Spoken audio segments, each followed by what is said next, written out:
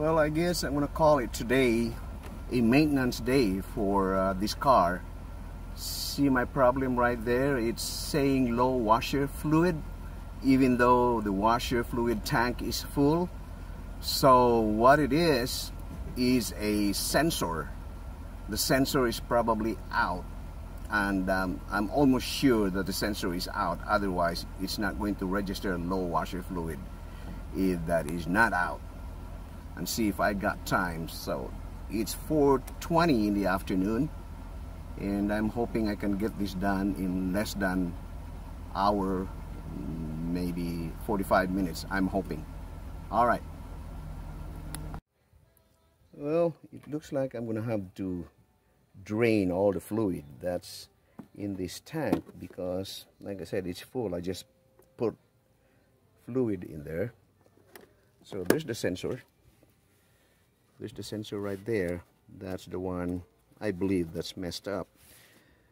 So looks like I got to take out that bolt right there, and there's another bolt right there. So I think there's only two, and then I believe once I can take those two bolts out, I can free the entire tank and, you know, see what I can do.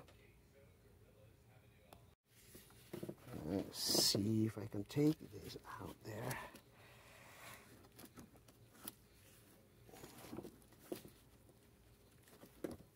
If I can release the clip, it should be able to release the plug. Maybe I need a screwdriver or something.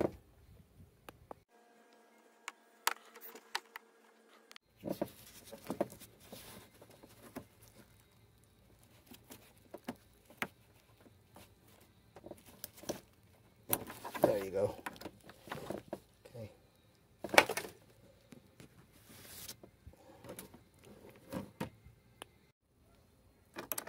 I'm using a 10mm socket on this.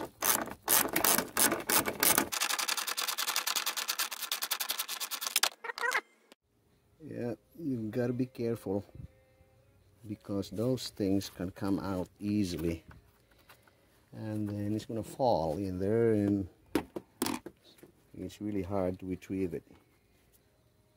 Anyway, I'm going to have to find it. Use the second bolt.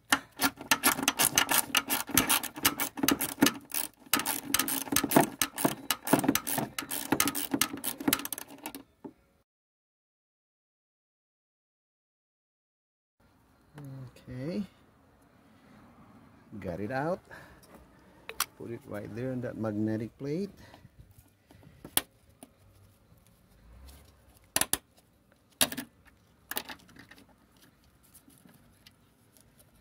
Ah, interesting. There's a staple wire in there.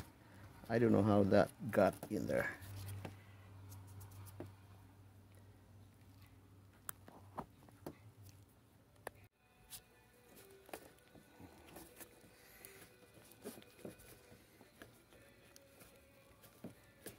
Feels like this thing is still original. It's never been unplugged because it's so tight. Oops, there's the fluid coming out. Okay. Okay, so I got the tank out of there. So I'm just gonna have to empty the fluid. I don't know how to do this easy, but although the fluid is just cheap, you can buy them for less than $5 or something. But I'm going to try to save it. So I'm trying to empty this thing so I can put it back, because this is basically a new fluid that I put in there. Put it in about a week ago. So it should still be good.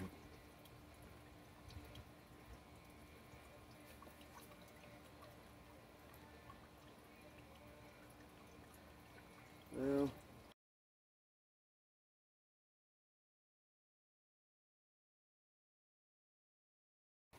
Okay. Well, I could say at least I recovered, I don't know, 80% of the fluid that was in there in the tank. So I'm happy with that. Hey, I got a full gallon of fluid now. Okay, let me clean this up.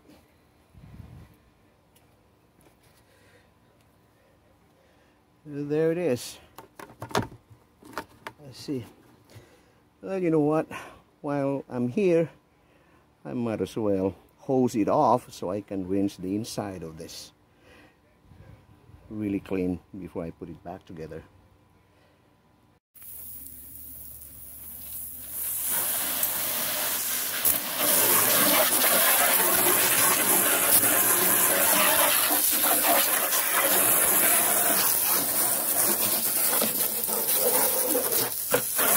It's not really that bad, but why not clean it up while it's out? So you rinse it good, and then put the new sensor in and call it good.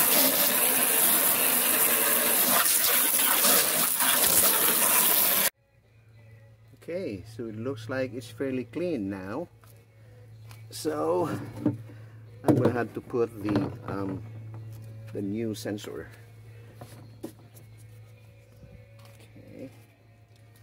So here is the new sensor. New sensor says, now this is really something. What did it say? The new sensor says it's a genuine GM parts. Okay, from what I can see, there. It's a genuine GM parts. But why in the heck is this thing, look at that, made in, where is that thing?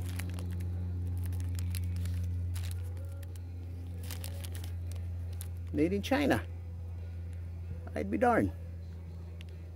Even the GM, one of the big three in the US, which is locally manufacturing cars, cannot even get a reliable parts from their own factory. They have to order it from China, or maybe put a factory in China and send it back here.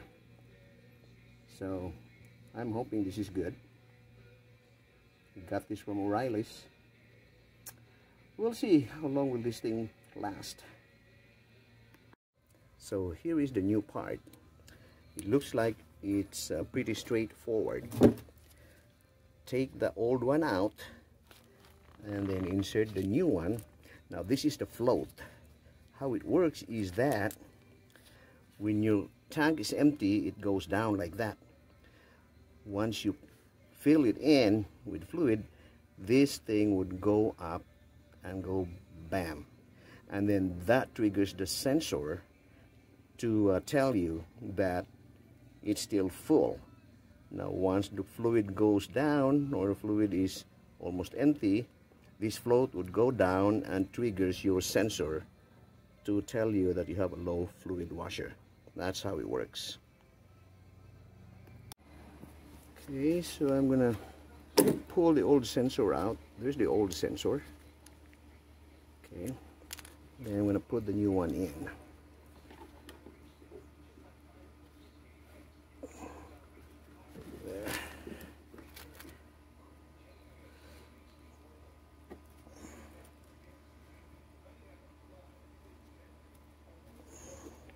Just needs a little pushing. Okay, so I got the new sensor in. So I'm going to reinstall this tank and see what happens. Okay, so I'll put this back in there, just like that. I'm gonna have to reconnect all these things that I took out, that I pulled out when I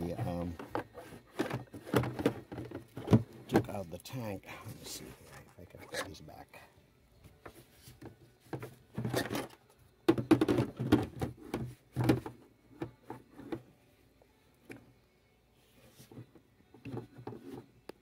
So there's the connector. That is the power that is feeding the pump. And then I can put this back together. So there you go, I got it installed back, so I just need to put the nut in there and another nut back in place in this part here, and put a new fluid in, and that should be good to go. We'll see.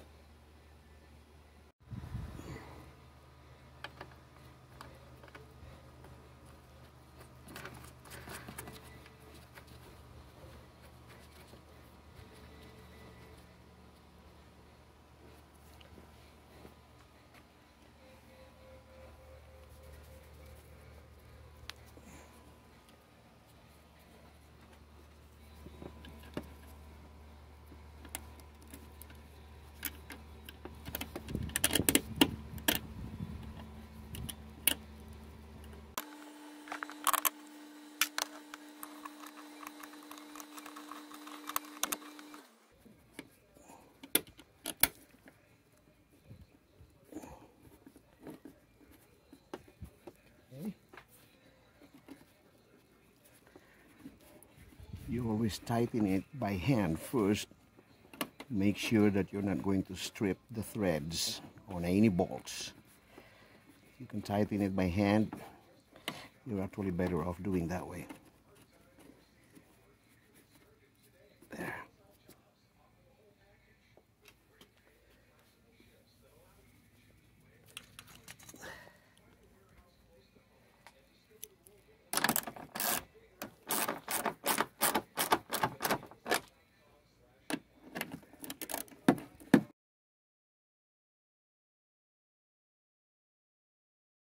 Okay, so that one is tight. Okay. So make sure it doesn't move. I think that's good enough. Okay. All right. So I'm going to have to put the fluid back in the tank.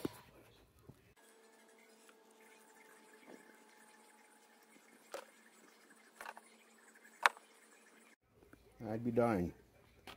The capacity of this tank is 1 gallon. See, I just emptied 1 gallon in there.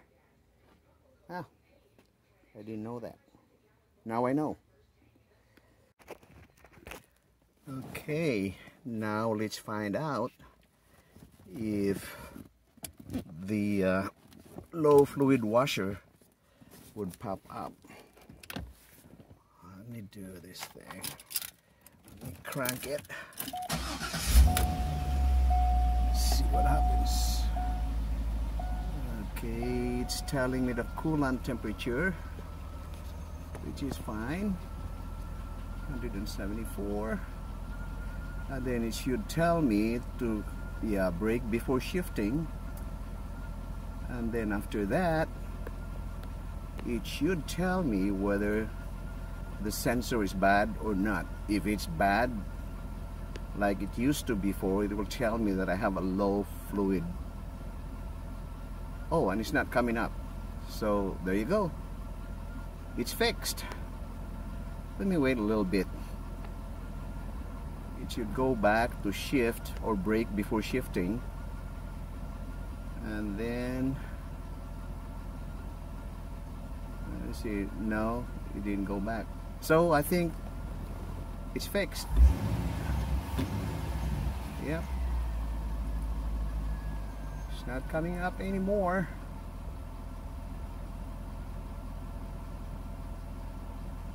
Yeah, it should tell me by now if it's bad. There you go. Well, how long did that take me? Like I said, it's less than 1 hour. Okay. That's how to replace a sensor on your coolant, not coolant, on your fluid washer. Alright. Bye.